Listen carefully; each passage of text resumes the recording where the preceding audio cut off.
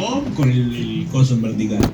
Y encima voy a usar el WhatsApp y voy a estafar a alguien que atiende el teléfono. Jugando el Stardew Valley, che. Bien, buen pop. Bueno, viciando un ratito. Tranquilo, luz prendida. Luz prendida. ¿Viendo a alguien en el Stardew Valley? Estaba a cámara, ¿no? Sí. Es algo raro, ¿eh? Hay como una fantasía ahí, ¿no? ¿Qué hace que se esté agachando a su abuela en la La última actualización de Stardew Valley es coger por el norte. Sí. La leí un parche que era de eso. Claro, creo que la persona que mandó el monitor vertical dijo, mi problema es una cuestión de espacio y ahorrarse el dolor de cuello. Ponelo, hay espacio, no me rompas la fe. Igual es verdad que si tenés, ¿no? A veces es una hacia arriba de lo. No. Es igual una de otra.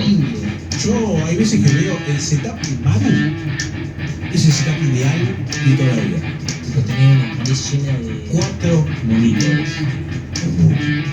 Dos arriba y dos abajo. Pero ahí tenés que dedicarte a algo del Bitcoin, algo de tu moneda. El Instagram lo tenés. Cuando querés responder un mensaje lo tenés. Mirá el video, boludo, terminás viendo un video, escuchando un tema, consumido por TikTok, dale. No está viendo TikTok. Es como TikTok, tener opciones. Es comodidad. ¿Qué vas a decir? Ahora lo voy a buscar. Si eran hablando de setups al muchacho peruano. ¿Cómo? El de mirar donde estoy. Y que te da vuelta la cámara. No lo tengo. Me gustaría ver. Lo vi, no sé. Ese es el mirá lo que es ese pop, amigo. Mirá lo que es ese pop, hermano. Entre el programa, Manu se puede hacer 3 pajas con eso. Tiene 6 monitores. Mirá lo que hay. Mirá, Sí. Ese se va a cuidar. Esta radio buena. Es increíble. Aprovechale acá en el video. A ver. ¿Qué haciendo arriba de la mesa? Metanfetamina. Algún tipo de droga. ¿Qué será eso? Claro. Estoy buscando. No, está haciendo eso. ¿Por qué es esto? Esos físicos son como unos mapitas. Que tienen números y vos tenés mostacillas que corresponden a cada mala Sí. número y lo vas armando y te queda como un cuadro de mostacillas. Eso Tremendamente trolo mal, amigo. No sé si vos lo sabías o no, pero sobre el... Igual cuando lo viste alguna vez en TikTok. ¿No se llama Diamond Paint? Era gran pain. Yo me días así de trolo.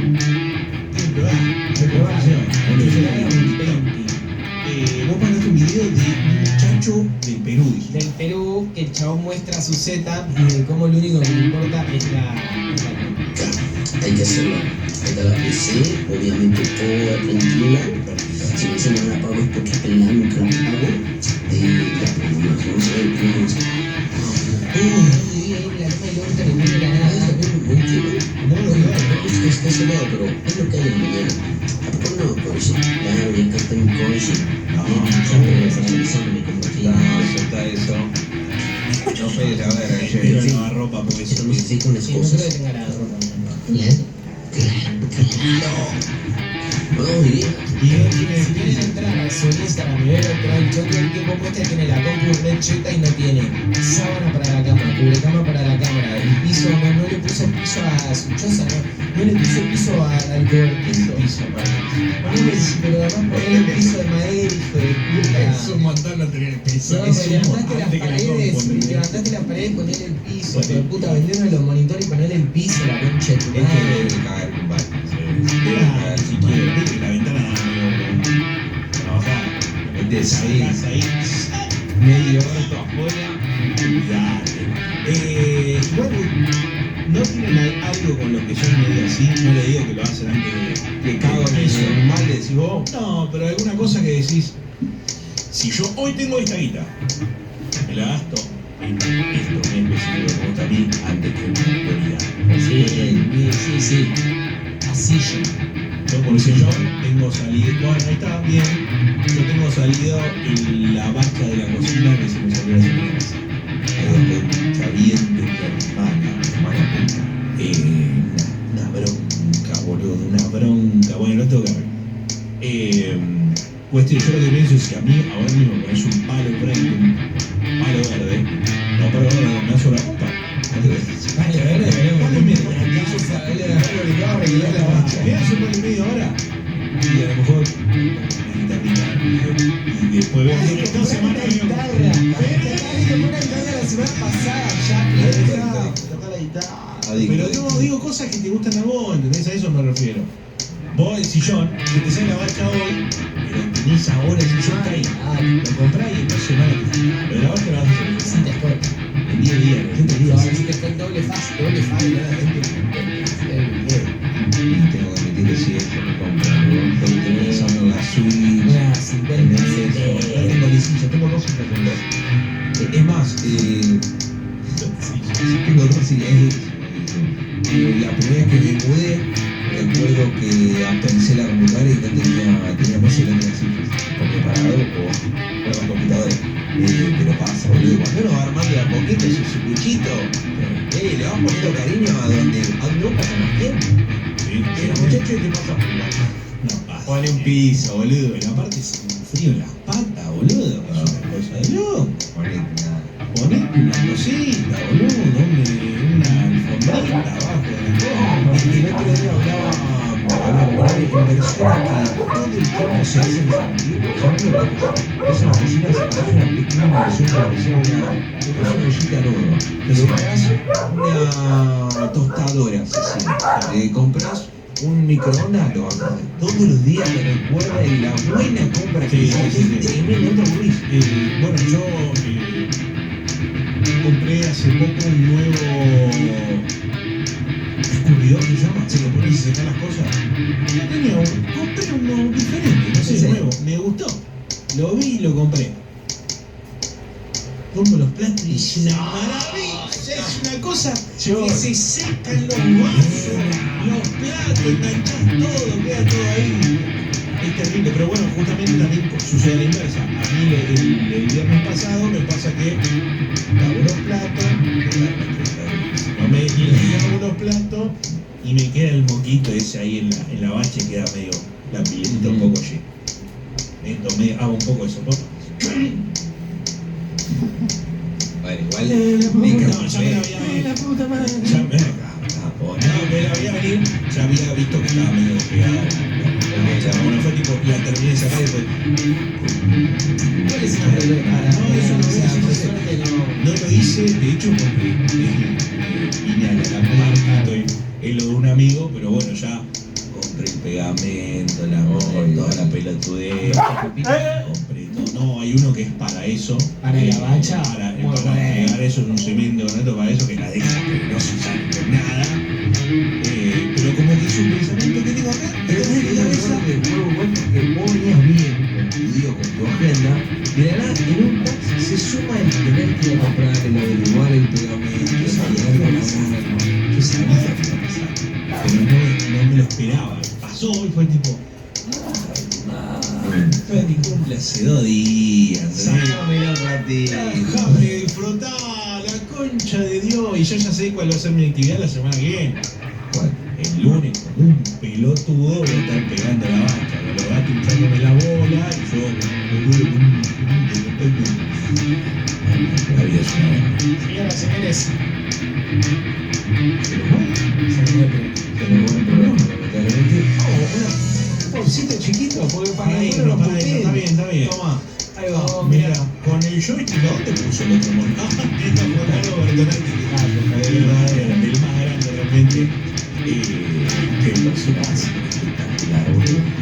Qué persona que disfruta realmente la comida. ¿Tenemos otra vez? Vamos a Dark Souls. Dark Souls o es Dark No, Dark Souls. Dark Souls. Y viendo el stream. Me la rejuego con el todo, no sé si es el 2. Muy bien. Ni la menor idea, la Prende verdad. una luz, hijo de puta. A ver otro. Bien ordenadito, pulcro. Un solo monitor, persona que todavía no descubrió el mundo del segundo monitor, el que no se vuelve, el mundo del segundo monitor no se No se vuelve. vuelve. Muy difícil volver de un segundo monitor. No se vuelve. Ya me había luz, Bien. Todo lo que han observado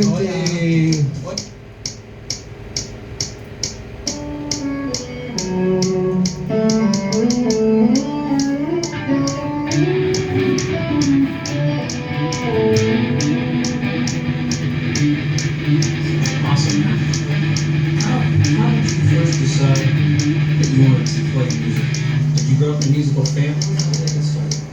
Actually, I did. Yeah, my father was a really great musician. He was a piano player, pianist, and he studied classical music. And he was a big jazz fan. So he had all of these records lying around, even way before I could even think about learning how to read or anything. I just hear all this stuff, and I used to go find these records just by the scratch marks on the labels and anything. You know, I'd be able to identify which record I was going to hear. And he was really, really amazing with his hands. And overall, he was a fantastic artist, great painter, great caricaturist, woodwork. He was a fantastic carpenter. He used to make all the toys around me. He made me my first record player, so he wouldn't have me messing with his. Yeah, he didn't trust me with some things. But so I heard all this music and I loved it. I couldn't understand why I listened to something and I started feeling like I wanted to cry. You know, I thought, man, what's going on here? And you play something else, I feel kind of happy or whatever. And I just got all these feelings from music, you know. And so I never ever thought about playing a musical instrument. I just wanted to be someone who loved it because I just loved what he was doing. So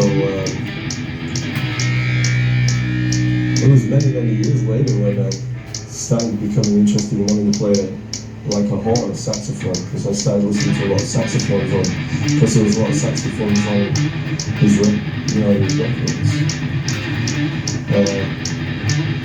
But saxophones were pretty expensive back then, so I ended up with a guitar and all I did was stand in front of the mirror and pretend I was Elvis Presley or something. You know?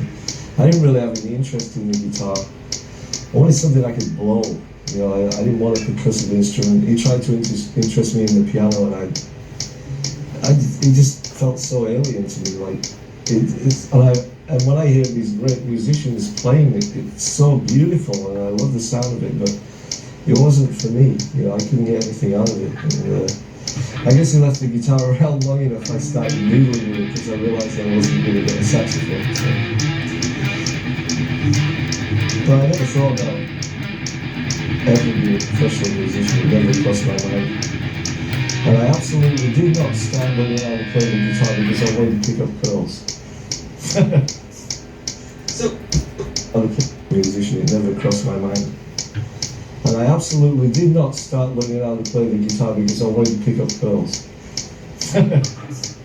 So guitar, now when you found that you had a knack for the guitar, and you started playing in different bands, like how does one go from sitting in your bedroom to get to the point where you're playing in some of the local bands in town?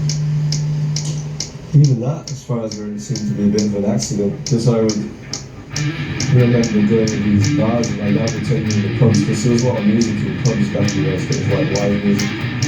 And he would take me to these, and I was pretty tall for my age, but I'm a midget now, you know, everybody's 6'7", you know.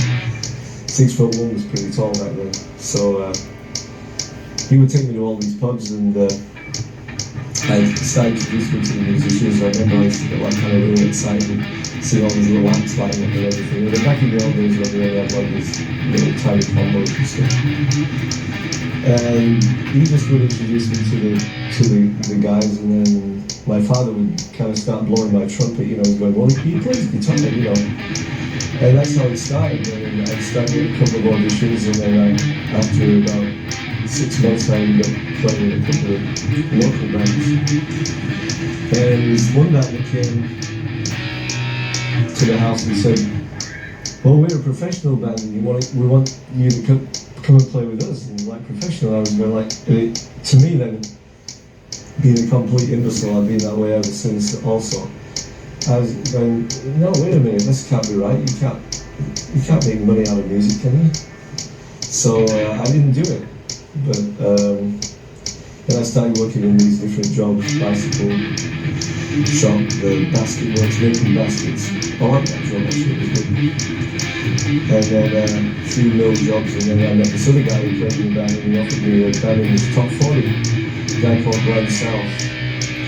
And that was my first kind of real professional kind of get paid to play gig, you know. It was really good because even though it was pop music, I got to be able to practice during the day. You know, so it was a really good time. I did that for about 5 years, maybe less than that, maybe 3 or 4 years. And then through a saxophone player called Ray Waller, who came up with a musicians union tour to Sunderland, which is where I was playing, or actually Newcastle, neighbouring towns. And then we went to went to like a little jam, and they said, oh, you can bring your instruments. So I took my guitar, and then after I played that, a couple of the guys came up to me and said, hey, can you give us your phone number? And then this one guy, Ray, said, I have a spare room at my flat, so if you ever feel like you want to come to London, you can stay there for free. So about 6 months went by, and I just kept doing the top 40 thing, and then I decided, I picked up the phone and I called him and I said, you remember me? He goes, yeah, sure, so off I went, and that was it. Then I moved to London. Pretty much. Including me. Now, off I went, and that was it. Then I moved to London. rest is history. Pretty much. Including me.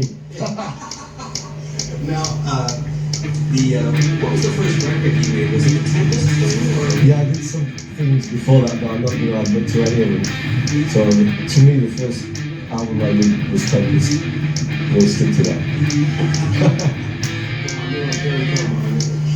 No, I'll tell you something that I wasn't on, just for the record, even though Donovan says I was. I never, ever played on Hurdy-Gurdy Band. It's not me. I've seen that in so many guitar magazines, that I played on that track, including one quote from supposedly Donovan that I did not. Unless I was so drunk, I don't remember it, but as far as I didn't play on that track, it's someone else. Got that one straight. I'm great. That's perfect. Now, after the Tempest thing, a few years down the line, we had Gong and a few other things. Tell me about those projects, because those were very ahead of their time.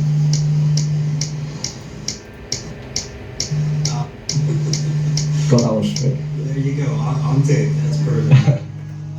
Now, after the Tempest thing, a few years down the line, we had Gong and a few other things. Tell me about those projects, because those were very ahead of their time. Gong was interesting because I think I just finished, I was working with Tony Williams. I came over to play with Tony, which was obviously one of the highlights of my life, to work with such great musicians. And that's how I met Alan Pasqua, unbelievable, and Tony Newton. So it was a great thing for me, but financially fell apart, and we kind of ended up getting stranded in San Francisco, and I sold my guitar to get back home. And then I had a manager at that time called Nicholas Powell, and he was one of Richard Branson's partners in the Virgin thing. And he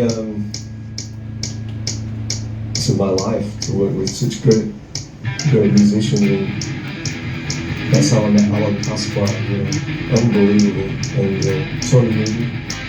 So it was a great thing for me, but financially fell apart, and kind of ended up getting stranded in San Francisco, and I sold my guitar to get back home. And then I had a manager at that time called Nicholas Powell, and he was one of Richard Branson's partners in the Virgin thing. And he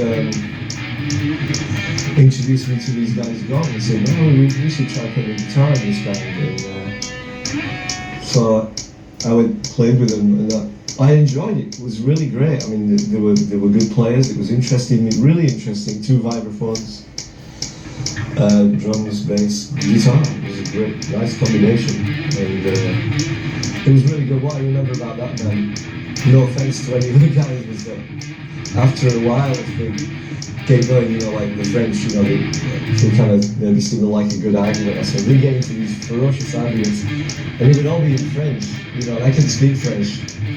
So that would be my time that I could just leave and go to the pub and maybe all going at it. And hopefully it'd be all over when I got back.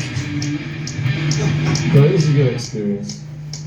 And That after a while, it was interesting playing the guitar. Richard Branson's partners in the Virgin thing. And he introduced me to these guys gone and said, no, we should try playing the guitar in this band. And, so I would play with them, and I enjoyed it. It was really great. I mean, they were good players. It was interesting, really interesting. 2 vibraphones, drums, bass, guitar. It was a great, nice combination. And it was really good. What I remember about that band, no offense to any of the guys, is that after a while, if they get going, you know, like the French, you know, they kind of maybe seem to like a good argument or something. They get into these ferocious arguments, and it would all be in French, you know, and I couldn't speak French. So I just that would be my time that I could just leave and go to the pub and maybe all going at it, you know. Hopefully it'd be all over when I got back. But it was a good experience. And through your acquaintance with the French musicians, is that how you hooked up with Jean-Luc? No, actually, that was earlier. My hookup with Jean-Luc was after I played with Tony Williams. Apparently he heard the recordings that I'd made with Tony, and through his manager, Michael Davenport at that time, he found me somehow and asked me if I'd like to come over and do this album with him, which was the Enigmatic Ocean record. And I did that. You know, obviously it was a great pleasure and an honor to do that, because he's a really amazing musician, and I really, really like him as a guy. I mean, he was just very nice to me. So it's always nice to work with people who are really nice to you. I've had too many Buddy Rich stories, huh? That's very true. Are you digging it? Yeah, I'm digging it. Dig it all you want. It's your last night. I thought that album was, at least in my opinion, probably his finest album. It's my favorite album. Which one? I love that. Well, My opinion, that is probably his finest album. It's my favorite album. which one? I love that album. Well, I liked it too, especially for the time. It's really interesting for me to look back at, you know, to see what was going on and everything, the way the sounds changed and everything. Yeah, I enjoy it. It's, you know, you listen to stuff where you go, oh man, oh, ouch. But then you have to think, well, it was when it was, you know, so. It seems to me that it's just gotten so simple. I mean, there's no creativity. Not too many people are playing out of 4/4 anymore, and you know, whatever. Now, which came first, the Bill Bruford solo album or UK? Actually, Bill's album came first for me, because I met Bill a few times. I had a couple of small groups I used to play with in London at various little pubs around. I used to see Bill there, and then he approached me one day, and we lived close together. He was living in Richmond at the time, and I was living in Kingston, which is pretty close together. And he said, like, do you want to get together and like play a little bit or whatever? And he was working on an album, but there was no guitar in it at that point, which was the Feels Good to Me album. And I just kind of came in as a session guy, really. You know, I just was hired to play some guitar on it. And then I guess he was getting involved with the UK thing. So then, obviously Bill approached them and said, hey, if you want to have a guitar player with this band, maybe you should think about Alan, because he played on my solo album, and so he played in his stuff with me, and Eddie and John seemed to think it was okay. So that's how I got the gig with them, and we did the UK album, we did some touring with them, and then after that, John and Eddie and Bill and I went our separate ways, and then I ended up doing Bill's second album, One of a Kind, which was actually a group at that point. I wasn't actually hired as just someone who played the guitar. I was actually a member of the band. You know. But just after that, I guess I just kind of started getting the urge to have my own band, and I had all this backlog of music, and I just wanted to do that. And then I ran into Gary Husband. I met Gary Husband, and that was it. And when I played with that guy, it was game over. I want to play with that guy. But then, so we did, and then we couldn't get arrested. You know, we couldn't get a gig. That's how we came up with the name IOU, because it used to cost us to play. How much do you want for us to come and play your place? I'm not kidding, that's how it was. But IOU, how much do you want? Can we play your place?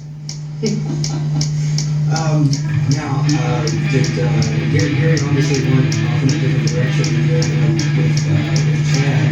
How did that happen? Well, that happened because we all lived in England. The whole band was English.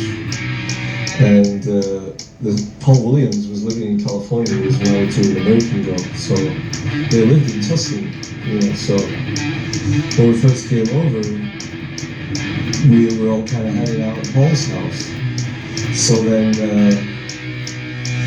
we did a lot of gigs. You know, we got a gig at the Keystone Clubs in San Francisco, and the people who owned the Keystone Club booked us up there for one night through Mike Varney, who was a big fan. And Mike Varney was instrumental in getting us our first gigs in California. He would contact all these clubs and say, I know you've never heard of these guys, but I'll guarantee you that you'll do pretty good business. So we went, and they were kind of really happy with what happened, because we went from playing these clubs in London to like 10 people to like 250 to 500 people in a small club, which is to us it was like huge, you know. So and then each one of these the club owners would call another club owner. That club owner called the guy at Roxy and said, I know you've never heard of these guys, but we didn't the same thing. So maybe I don't want to go home. But so what happened is, basically I stayed there, and Gary and Paul went back to England. Paul Carmichael, the bass player. And then I went through this kind of semi-horrendous setup with Warner Brothers, which Eddie Van Halen was a wonderful guy. He was really nice guy. Great player. He set us up with the people at Warner Brothers, and we got us a deal, but unbeknownst to me, they really didn't want me to do what I wanted to do, but I really didn't know that at the time. You know, it came later. So that's how Chad and Jeff came into the picture, because they were here. You know, so it was like, now I still play with Gary when we go to Europe, if he's not busy, you know. But to do local gigs, if the guy's on the other side of the world, it makes it a lot more difficult. So it was just a logistic thing. Did you know Frank Zappa, or did you I did know Frank, yeah. I met Frank actually through Chad, because Chad was working with him, and I got invited to his house, and he was always really nice to me. And I love that guy, and we all miss him. You know. But yeah, he was something else. I did know Frank, yeah. I met Frank. Or did you know Frank Zappa, or I did know Frank, yeah. I met Frank actually through Chad, because Chad was working with him, and I got invited to his house, and he was always really nice to me. And I love that guy, and we all miss him. Yeah. But yeah, he was something else.